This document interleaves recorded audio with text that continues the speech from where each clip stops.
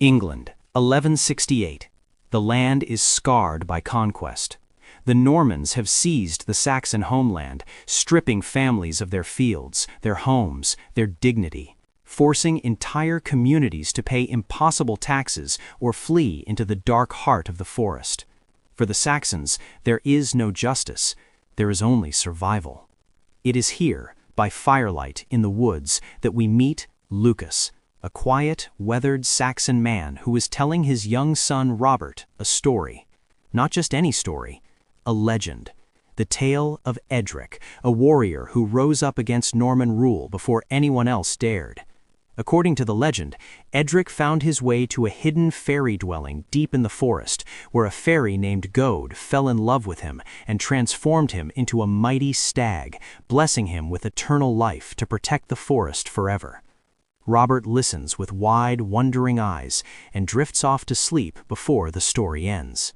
The next morning, Lucas travels to Nottingham with two companions to meet the city's governor, a pragmatic Norman lord named Brock. But Lucas is not the only one at the castle with business to discuss. A ruthless Saxon lord named Hunt is already inside, demanding control of Lucas's family lands. Brock turns him down, calmly but firmly, reminding Hunt that he has already taken more than his share. Brock then calls his daughter, Priscilla, into the room, asking her to sit at his side so she can learn what leadership truly looks like. When Lucas arrives, he pleads with Brock to restore what is rightfully his, the land, the ancestral castle that Hunt has seized, but Brock refuses. Instead, he offers Lucas a position as warden of the forests where the Saxons now live, loyal servant of the King of England, who permits them to dwell in the woods rather than be expelled entirely. Lucas hesitates. His friend pulls him aside and says 4 words that change everything. Think of Robert's future. Lucas accepts.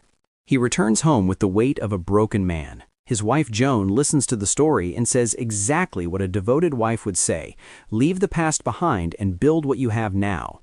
He promises, and then he does something beautiful. He takes Robert into the forest and teaches him to shoot. Within minutes, it is clear, this boy has a gift. Lucas watches his son release arrow after arrow with stunning precision and feels something complicated stir in his chest: pride and fear. He shows Robert the chain around his neck with a sacred stone. He tells him it came from a cave that only the mightiest warriors can find, and one day, when Robert is ready, the spirits themselves will lead him there. After the lesson, Robert wanders to their old home, drawn to it like a ghost revisiting the past. Standing there is a girl his age named Marian, daughter of Hunt, the very man who stole their home. Robert tells her the truth. She doesn't believe him. So he describes the hidden corners of the house she now lives in, places only someone who called it home would know. Before she can respond, Hunt appears and yanks his daughter away, turning on Robert with cold fury. Don't ever come here again. Lucas arrives just in time and pulls Robert home. He scolds his son. Joan scolds Lucas right back because he's the one who fills the boy's head with stories of what was taken from them. Robert says nothing. He goes into the forest alone and fires arrows until his arms ache, pouring every drop of anger into the trees. Years pass. Robert grows, and so does the fire in him. One afternoon, a casual hunting trip turns into a crisis. Priscilla and Brock ride out. Hunt and Marian join them, and by chance, Lucas and Robert are in the same part of the forest with a group of fellow Saxons. During the hunt, a herd of deer scatters, and one of Robert's arrows goes wide, striking a hidden poacher who was crouching in the brush. Robert immediately halts, but Hunt raises his weapon to finish the man off. Robert steps in. Hunt shoves him away. Brock's men capture the poacher and a second one nearby. Brock sentences them to have their hands cut off for hunting on royal land. Lucas steps forward and begs for a fair trial.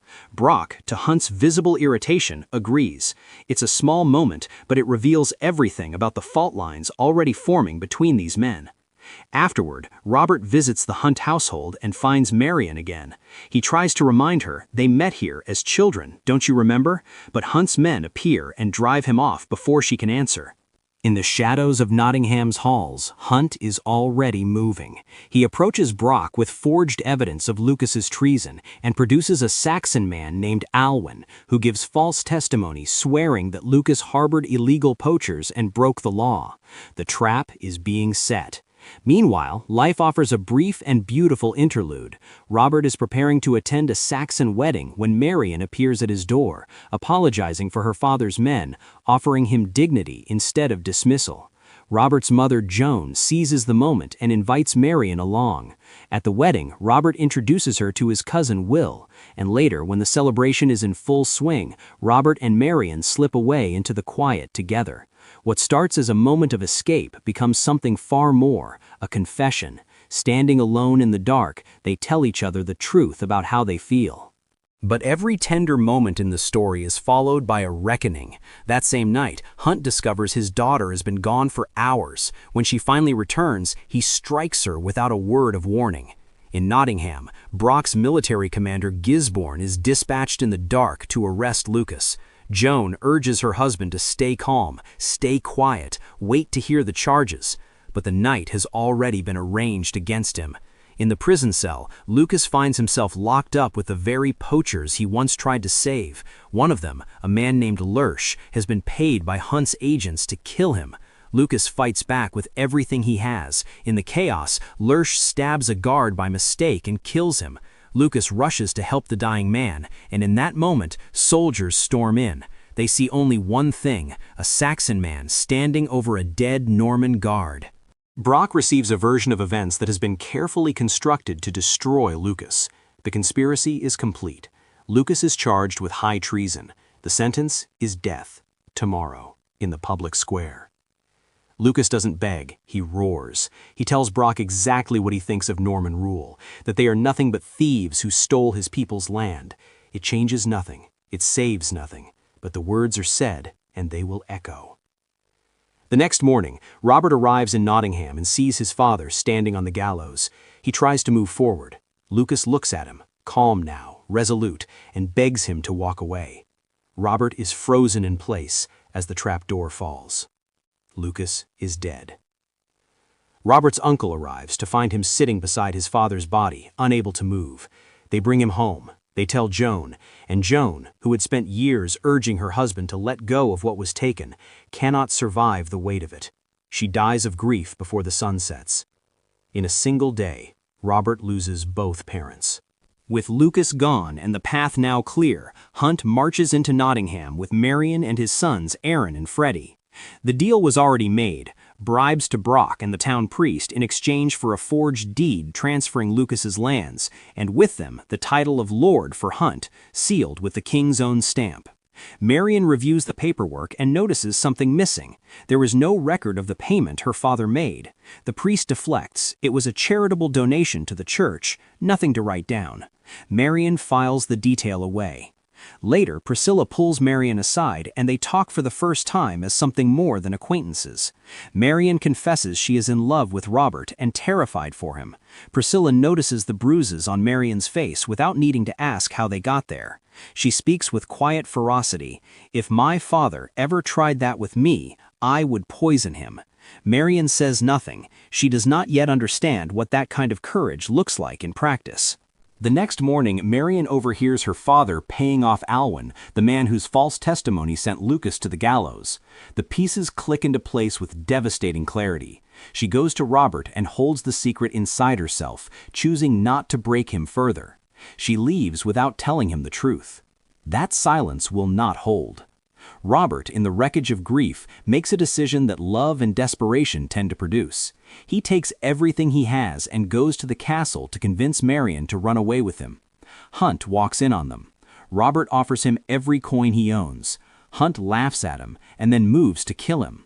Hunt's own aide, Bernard, pulls his master back just long enough for Robert to get out the door. Hunt decides then and there to send Marian far from Robert's reach. She will go to London and serve Queen Eleanor at the royal palace. During the journey, Marian talks her escort into one final stop. She finds Robert. She tells him she is leaving, and then she tells him the truth. Her father arranged his father's death. Robert stands completely still. He agrees to whatever it costs. I'll never blame you for what you do. She whispers at the way people speak when they know they are saying goodbye. I'll love you, always. And she walks away. The anger that takes hold of Robert after that is not just grief, it is transformation. The next day, walking through the forest, he encounters Gisborne, Brock's military commander, and his men. Gisborne goads him deliberately, looking for a fight. Robert gives him one, a single arrow. Gisborne is dead before he hits the ground. Robert vanishes into the trees. Brock's soldiers return to Nottingham Castle carrying the body. Brock now understands the shape of what is coming. Priscilla, who had loved Gisborne, is shattered, and in her grief, she makes a choice she cannot take back. She goes to Brock, she tells him about Robert and Marian, and she pushes for a bounty on his head. Brock wants Robert alive. He wants the Saxons to see what happens to those who resist. He sends word to the priest. They are all in this together now, and they will pay for it together. Robert, understanding that every soldier in the region is now hunting him, flees deep into the woods. There he meets 3 siblings, Ralph, Drew, and Henry. Ralph, the eldest, is disguised as a man to protect her brothers. Henry, the youngest, is mute and carries a disability that has cost the family everything. They were cast out of their community because of him.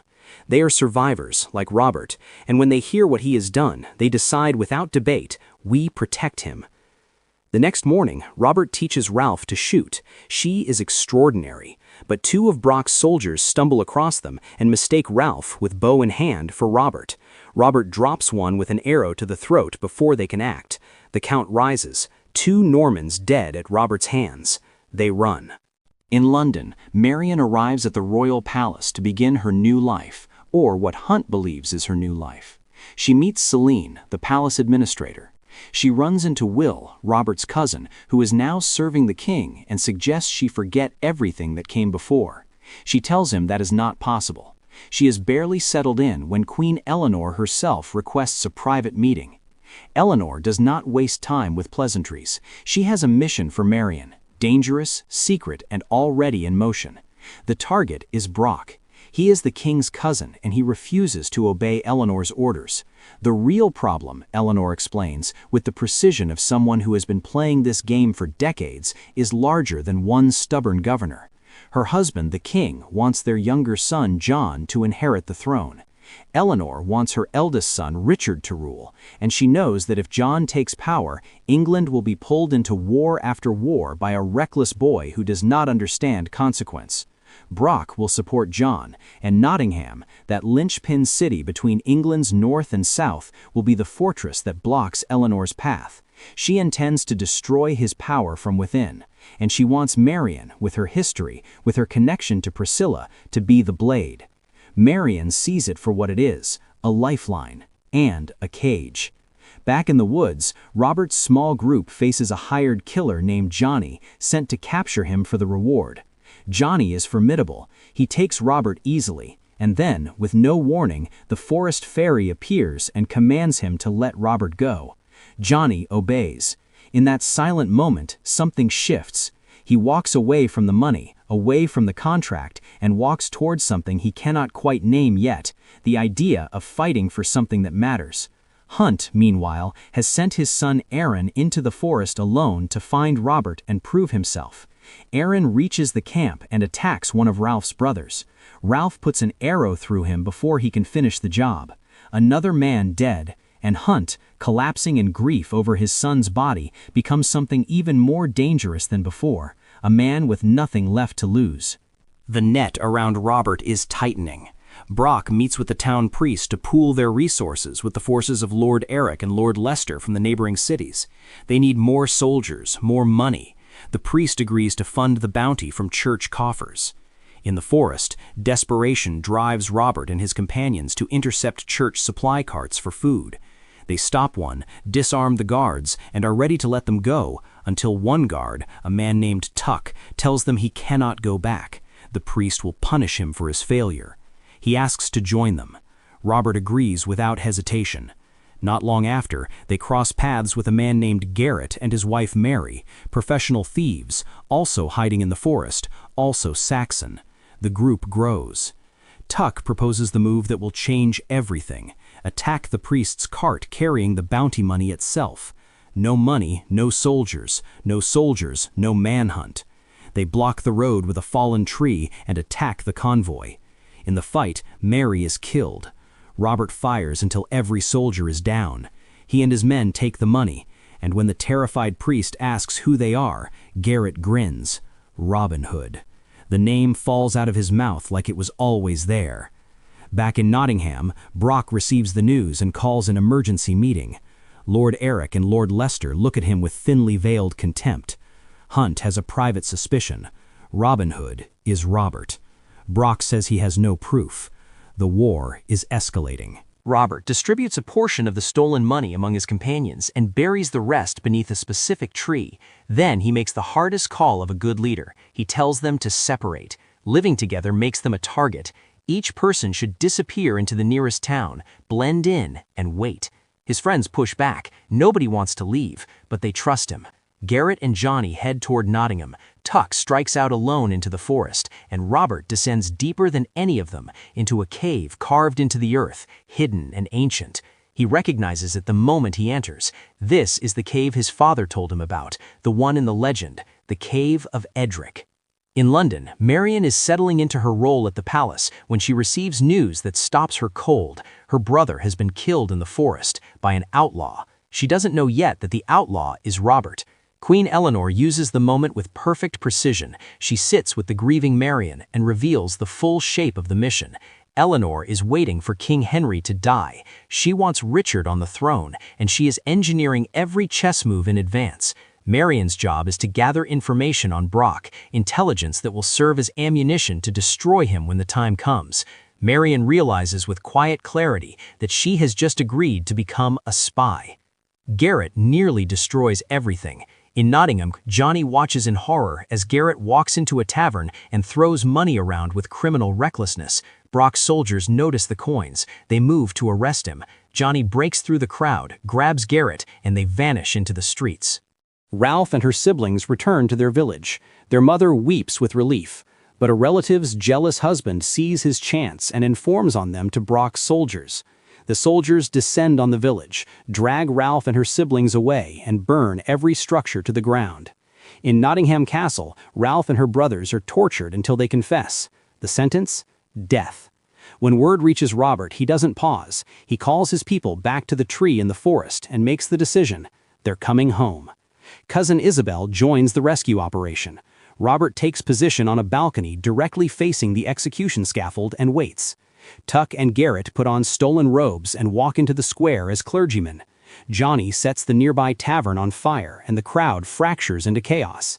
At the moment of maximum confusion, Tuck and Garrett cut the ropes. Robert's arrows clear the scaffold.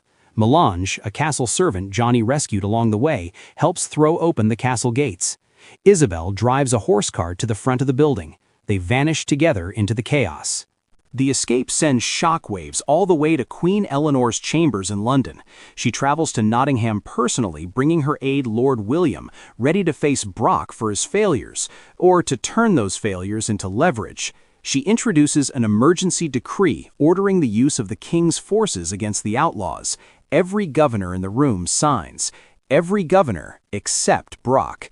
He reads the document for what it is. Eleanor trying to drag the king back from France and seize control of the north in the process. He tells her flatly, "I don't need the king's soldiers. I will handle this myself." He is wrong, and somewhere inside him, he knows it. Marian has arrived in Nottingham with the Queen's convoy and is staying at her family's home.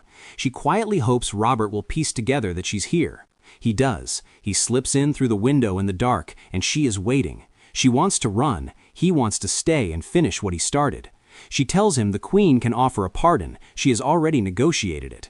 She does not tell him she is the one who made that arrangement by agreeing to spy. Robert agrees to meet Eleanor. The Queen is precise and businesslike. She wants the attacks on Nottingham to increase. She wants chaos. She wants the king dragged back to England so she can watch him closely. In exchange, a full pardon. Robert looks her in the eye and admits, "I'm Robin Hood."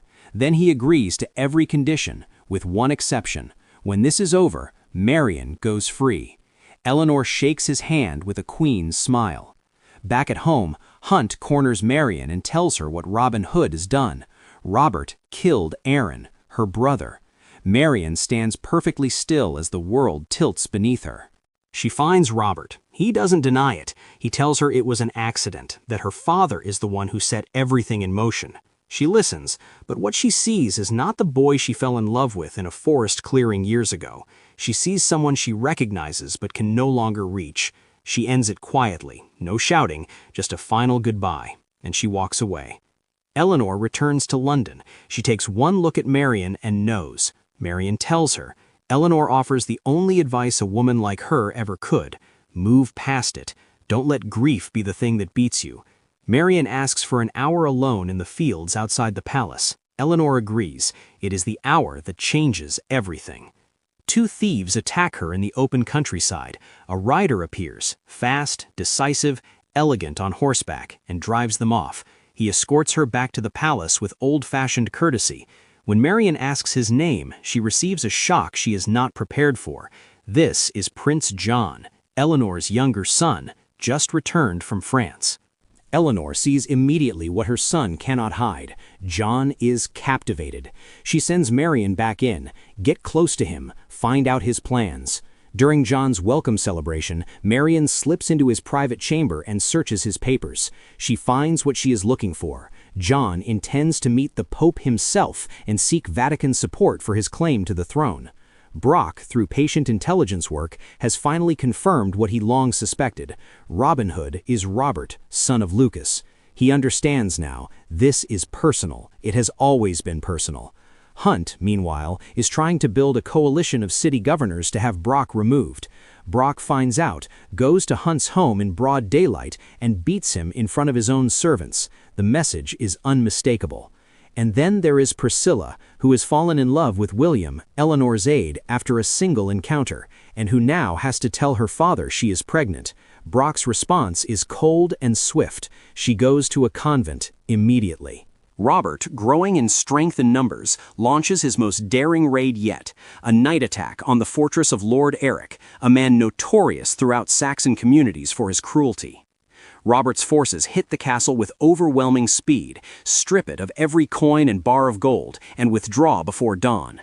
Robert fires one arrow through Eric's hand on the way out, a deliberate message sent to every Norman lord in the region. This is what is coming for you. Brock responds by arresting Robert's uncle and his entire family and offering a trade. Surrender within 1 week or the family dies. But Brock is not interested in a trade. He is setting a trap. He knows Robert will come for his family. He begins assembling the ambush. Robert, predictably, refuses to abandon his own. But he does something Brock does not expect. He plans. Melange knows the castle's secret passages. Robert uses them. His people infiltrate Nottingham at night, reach the prison, and begin opening cells. For a moment, one shining moment, the plan is working. Then Brock springs the trap. Soldiers flood the corridors. The battle inside Nottingham Castle is brutal and fast. In the chaos, Henry, Ralph's youngest brother, mute and gentle, is killed by Edric, who has been waiting for this moment. Robert's people are forced to leave his body. They fight through and get out. On the castle roof, Brock corners Robert. The two men face each other across a narrow ledge and begin to fight, sword against sword, neither willing to give an inch. Then Ralph puts an arrow through Brock's sword arm, and the duel ends. They escape, and Brock, standing alone in the quiet aftermath, laughs, quietly, to himself, in front of a confused aide. Because Brock is not devastated by this loss. He planted a spy among the prisoners who just walked out the front door. He now has eyes in the camp of Robin Hood. In the forest, Robert's people bury Henry and grieve. Ralph swears she will not rest until Edric answers for her brother's death. Robert learns from his uncle that it was Alwyn, the false witness, who sealed his father's fate on Brock's orders. He confronts Alwyn. Alwyn denies everything. The Saxon elders urge restraint. Don't become a murderer. Robert steps back, turns away, and Alwyn reaches for an axe. Robert spins and puts an arrow through his chest before Alwyn's hand even closes around the handle. No one says a word against him. Robert and his men seize Edric and bring him back to camp. The moment of judgment arrives. Ralph, who called for this above anyone else, hesitates when she sees Edric begging for his life on his knees. Before she can decide, her brother Drew steps forward and ends it. Justice, or something close enough to it. The spy Brock planted watches Robert from the shadows and is a breath away from putting an arrow in his back when Tuck appears, silent and sudden, and stops him cold. Robin Hood lives to fight another day. In London, Eleanor confronts John about the Vatican plan. He figures out instantly that it was Marian who searched his room. He leaves his mother without a word, finds Marian and strikes her. He tells her with total composure that when he becomes king, his first official act will be her execution. Brock arrives at the palace hours later, strutting with newfound confidence. He knows the cave. Robin Hood is finished. It is only a matter of time. Eleanor smiles and then tells him about Sir Guy, a knight dispatched by the king himself, already riding toward Nottingham. Sir Guy is not like Brock. Sir Guy does not hesitate. Sir Guy does not negotiate. And if Guy succeeds where Brock has failed, Brock will lose Nottingham permanently. Eleanor leans forward and tells Brock exactly what she needs from him. Stop Guy, by any means, and in exchange, she will protect his position and guarantee the king's return. Guy, arriving in Nottingham, reconnects with his old friend Hunt. They share history and ambitions. Together with Brock, they discuss strategy. Guy's plan? Burn a Saxon village to the ground. Kill everyone inside. The shock will drive Robin Hood's people out into the open where they can be slaughtered. Brock objects. Guy ignores him. To Guy, Saxons are not people. They are obstacles. Marian escapes the palace after John's attack and reaches the cave. She stands in the entrance and breathes. Then she finds Robert and tells him everything. The village that was burned, Guy, the cave's location compromised, and something more personal, that the events at court opened her eyes. She was wrong about who the enemy truly is. She apologizes. She tells him she still loves him. She cannot pretend otherwise. Robert holds her hand and tells her he loves her too, but then says the thing that only the best kind of man says. My people come first. Right now, that has to be true. Dawn brings the image of Guy's massacre, charred homes, silent bodies, the specific horror of a village that no longer exists. In the castle, the three men discuss their plan. Guy is confident. His forces will drive the rebels from the cave toward the valley, where they will be cut off and destroyed. Brock pushes for an alternative. Guy and Hunt dismiss him like an afterthought. Guy brags openly about his own battlefield genius.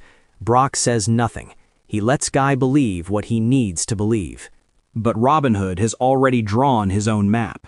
The plan Robert lays out is the kind of thinking that separates a fighter from a strategist. His people will empty the cave and vanish into the forest. Let the Normans march to the cave. Let them find nothing. And in that window, while Brock's forces are spread across the woods looking for ghosts, Robert and his men will take Nottingham itself, hold it, turn it, force Brock's army to rush back home, into a killing ground of Robert's design. The beauty of it is its precision.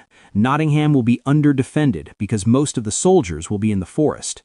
When they return, Robert's archers will be waiting above, a single controlled moment of destruction, and then they vanish. The only missing piece is timing. Robert needs to know when the attack begins, and Marian, without being asked, without being pressured, volunteers to go back. She returns to Hunt's house. She apologizes for her absence. She explains that the Queen briefly suspended her duties so she could mend family ties. Hunt believes his daughter because he wants to believe her. Within hours, Marian has extracted everything she needs. The precise time of the attack? By the time Brock's army turns back, Robert's people already control the city. The gates are open. The castle is occupied. The residents are safe under Saxon protection. And Jimwell, quietly, without fanfare, walks onto the bridge and sacrifices himself to blow it apart. The reinforcements are cut off. Inside the castle, Marian is already moving. She hears Robert fighting her father in the courtyard. She asks Freddie to run without her. Then she walks out and stands beside Robert. Together, they face Hunt. Together, they end him. Marian promises to think about it. She finds Robert waiting outside. She tells him everything. He listens and then is quiet for a moment. When he finally speaks, he says, "We need to think carefully before we answer her." which means he already knows in some part of himself that the answer will eventually be yes. The Saxons are still in the forest, the Normans still hold the cities, the king is still in France, and somewhere between the trees and the throne, Robin Hood is waiting for what comes next. The first season ends. The story has only just begun. And that's the story. If you enjoyed this recap, hit the like button and subscribe to Movie Recaps Hour so you never miss our next breakdown. See you in the next one.